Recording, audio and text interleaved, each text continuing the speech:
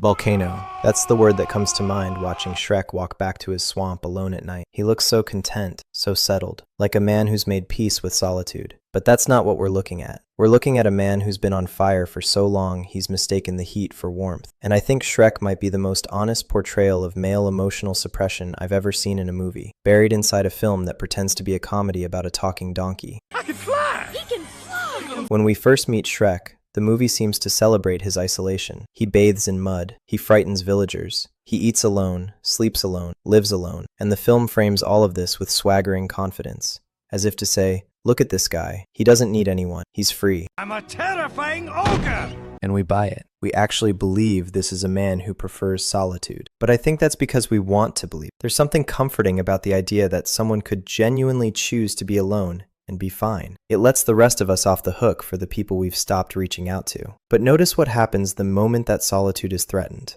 Fairy tale creatures show up at his doorstep, homeless, displaced, frightened, and Shrek's reaction isn't mild annoyance, it's rage. Disproportionate, blistering rage, aimed at creatures who have done absolutely nothing to him. What are you doing in my house? Most of us laugh at this scene, but what's actually happening is a man whose entire emotional architecture depends on not being seen, having a meltdown because someone got too close. He's not angry at the fairy tale creatures. He's angry at the breach. The wall was supposed to hold. That's the thing about quiet men. The quietness isn't calm, it's containment. Now the movie sends Shrek on a quest and pairs him with the one companion he'd never choose. Donkey is everything Shrek can't tolerate. Loud, emotionally open, relentlessly, almost aggressively present. Why don't you go celebrate your freedom with your... And there's something revealing in how Shrek responds. He doesn't just reject Donkey's warmth, he mocks it, he punishes it. He treats emotional openness itself as the intrusion. It's not that he doesn't know how to be kind, we see flashes of it. It's that he has decided, at some deep structural level, that kindness received is a debt you can't afford to carry, and kindness offered is a door you can't afford to leave open. Later, Donkey pushes further. He's asking, in his way, the one question Shrek has spent his whole life avoiding. It's another one of those onion things, isn't it? And Shrek's famous answer is telling. Ogres are like onions. We laugh. But this is a man desperately trying to explain himself, and failing. He's reaching for a metaphor because he literally does not have the emotional vocabulary to say what he means directly. What he's trying to tell Donkey is, there is more to me than what you see, but I don't know how to show you that, and I'm not sure you'd stay if I did. But he can't say that. So he says onions. And I think that's painfully true of a lot of men. They know something is underneath. They can feel it pressing against the walls. But the language was never given to them, and the permission was never granted. So they reach for metaphors, or for jokes, or for silence. And the people around them mistake the silence for an answer, when really it's a question they don't know how to ask. Now here's where the movie does something remarkably subtle. On the journey to rescue Fiona, Shrek and Donkey cross a rickety bridge over a lake of boiling lava inside a volcano. And Donkey, for once, is the terrified one. Just keep moving. It's played for comedy, but the symbolism is hard to miss. To reach the princess, to reach connection, intimacy, vulnerability, Shrek literally has to walk through fire, through the belly of a volcano. And he does it almost casually. Those things are simple. What terrifies Shrek is a conversation. When Shrek and Fiona meet, there's an extraordinary tension between them. She expects a Kandesha prince. He expects rejection. And for a while, neither gets what they expected. Fiona is funny, tough, unladylike. She belches. She fights. She laughs with him instead of at him. So slowly you almost miss it. Shrek's wreck starts to lower the walls. You know, you're not exactly what I expect. Watch his face in these scenes. There's a softness creeping in that he doesn't know what to do with. He's like a man hearing music for the first time after years of silence and not trusting it. Because the last time he trusted something beautiful, it turned out to be a trap. And so even as he opens up, there's this undertow of dread pulling him back, whispering, this isn't going to last.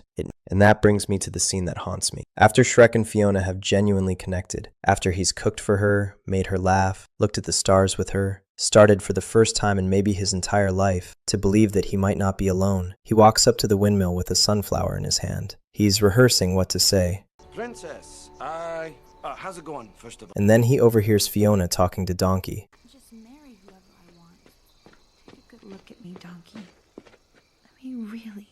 She's talking about herself, about her own secret, her own shame. But Shrek doesn't stay to hear the context. He hears the word beast, he throws the sunflower down, and he leaves. And this is the most dangerous thing about emotionally suppressed men. They don't stay for the explanation. They don't ask, "What did you mean by that?" They don't say, "That hurt me." They absorb the wound silently, and they retreat. Not because they don't care, because they were already expecting it. Somewhere deep inside, Shrek has always believed he's unlovable. He hasn't been living in that swamp despite being rejected by the world. He moved there because he pre-rejected himself before anyone else could do it first. Look, I'm not the one with the problem, okay? It's the big, stupid, ugly ogre. That speech changes everything about the movie for me. It tells us the isolation was never a preference.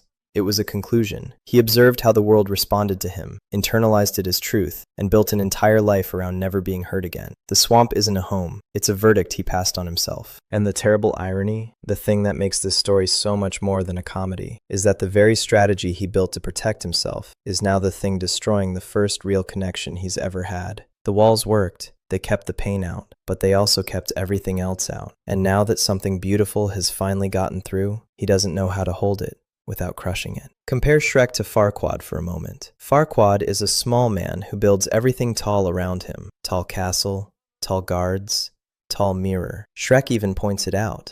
Do you think maybe he's compensating for something? His insecurity is external, obvious, almost comedic. He compensates outward, but Shrek compensates inward. He shrinks his world until it fits inside a swamp. Farquaad needs everyone to see him as big. Shrek needs no one to see him at all. And of the two, I think Shrek's version is more dangerous. Not to others, but to himself. Because Farquaad's delusion is visible. People can challenge it. Shrek's is invisible. No one even knows it's there. It takes Donkey, loud, annoying, emotionally fearless Donkey, to finally call it what it is. Oh, you're so wrapped up in layers, onion boy. You're afraid of your own feelings. And then, See? There you are, doing it again, just like you did to Fiona. And all she ever do was like you. Maybe even love you. Love me? when Shrek shows up at Fiona's wedding, the audience thinks he's come to fight, and he has, but not against Farquaad. He's fighting against every instinct in his body that says to walk away, say nothing, go back to the swamp, and forget this ever happened. The dragon and the chaos, that's the easy part. The hard part is this. I love you. Really?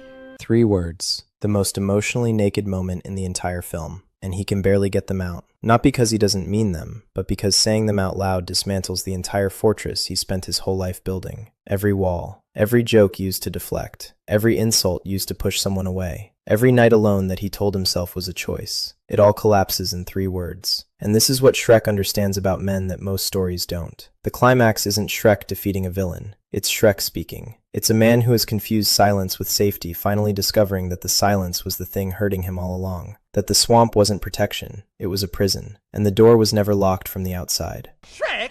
What? It's a compliment. Better out than in, I always say.